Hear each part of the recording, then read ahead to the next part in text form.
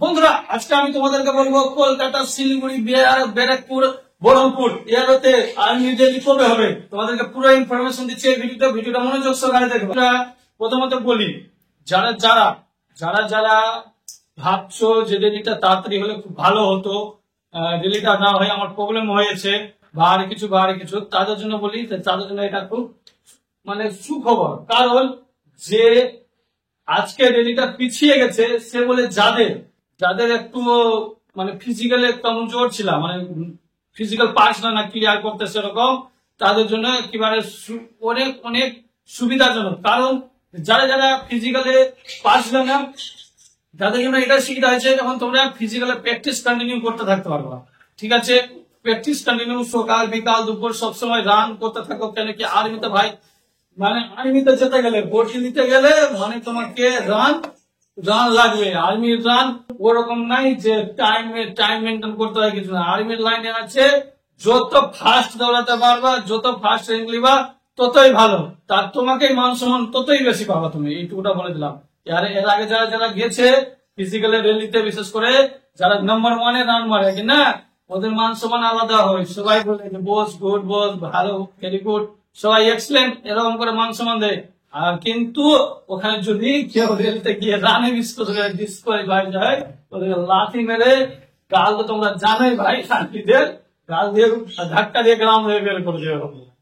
তার জন্য বলছি যে যারা যারা ফিজিক্যালের জন্য তৈরি করছো তাদেরকে বারবার বলবো রান একদম তগড়া যাতে চেষ্টা করো ঘোড়ার স্পিডে দৌড়াতে পারো। তোমরা হোর্স পাওয়া একদম ঘোড়ার স্পিডে সাই করে বেরিয়ে যাও।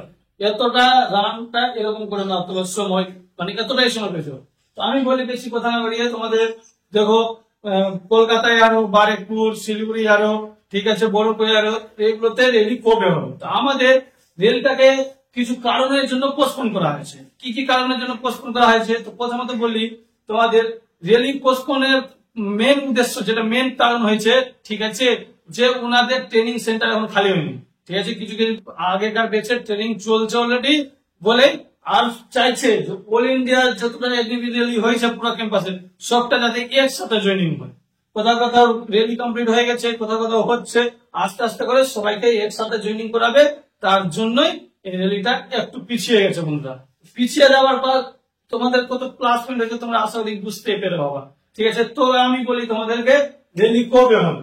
বন্ধুরা, আর্মি রেলি আর বেশি দিন নাই। ঠিক আছে, আর্মি রেলি আর বেশি দিন নাই তোমাদের। এটা চলছে তোমাদের আজকে আগস্ট মাস।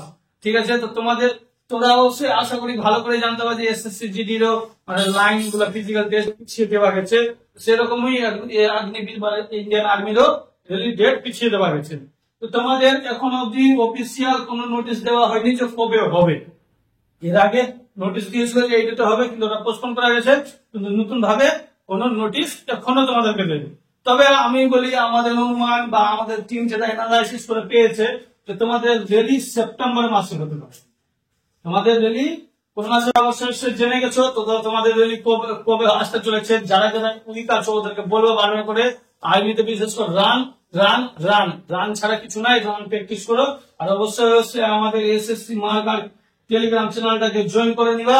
আর অবশ্যই ভিডিও ভালো লাগলে চ্যানেলটাকে লাইক এন্ড সাবস্ক্রাইব করে দেবা। এরকম ভিডিও ট্রিক্স অনেক পেতে থাকবে বন্ধুরা। ঠিক আছে, তো আবার দেখাবে নেক্সট ভিডিওতে বন্ধুরা।